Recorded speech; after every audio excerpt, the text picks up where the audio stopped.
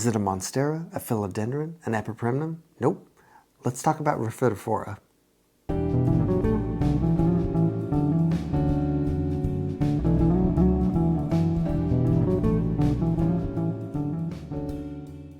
What's up, fellow plant enthusiasts? My name is Dylan and this is Bane's Botanicals. Today we're going to be talking about Raphidophora, and that is a mouthful. Raphidophora. Anyway, this plant is interesting in the fact that it looks like a lot of other plants. It does kind of look like a Monstera. It does kind of look like a philodendron. It looks a little bit like an epipremnum, but in fact it is a Raphidophora, specifically a Raphidophora tetraspermum. There's really only two Raphidophoras that I'm aware of that are in the houseplant market. The other one is a shingle vine. I believe it's Raphidophora hayi.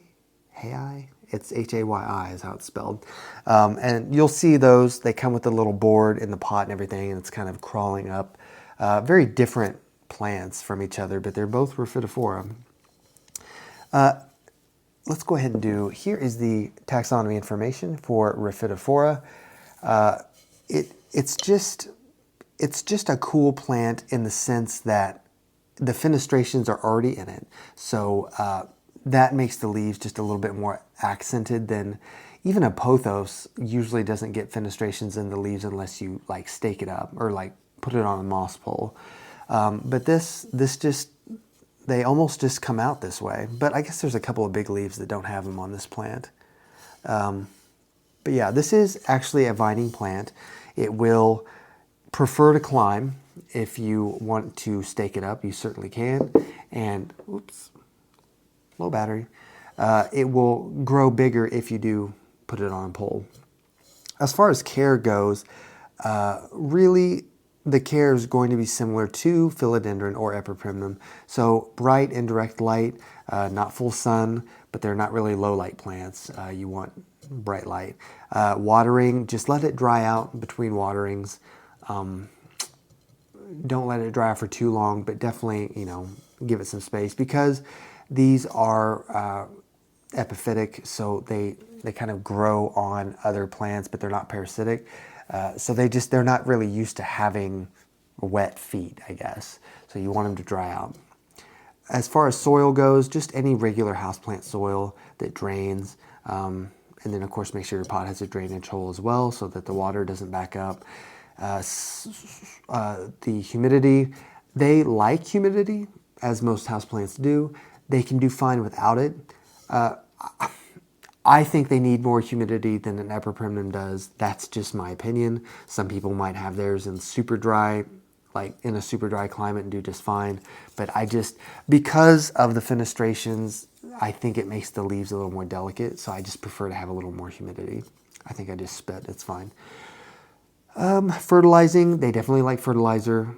During the growing season, I just do bi-weekly, and then during the off season, I don't fertilize at all. Late fall, winter, early spring. Not a whole lot to say about Raphidophora, really. It's kind of a middle-of-the-road plant that you don't see that often. I mean, I've seen these come through big box stores sometimes. It's kind of random. They're never just there all the time. And when I see these in greenhouses, they're a lot more leggy.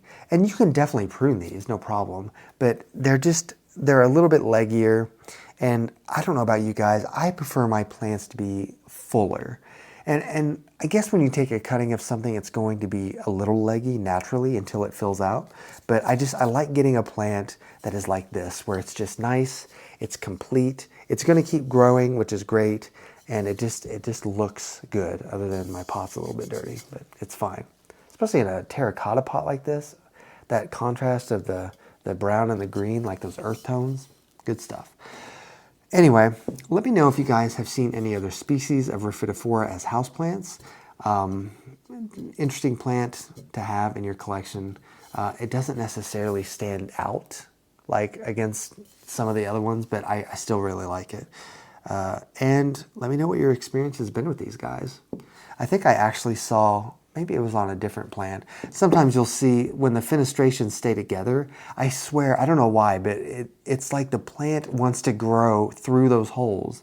Like another piece of the plant will grow through the hole. Like, why are you doing that? You're just making life difficult. But yeah, thank you guys so much for watching.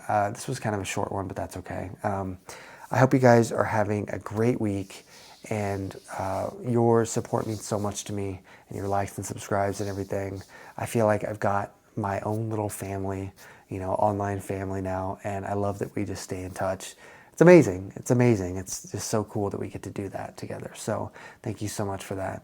Until the next video, I will see you guys very soon, and thank you.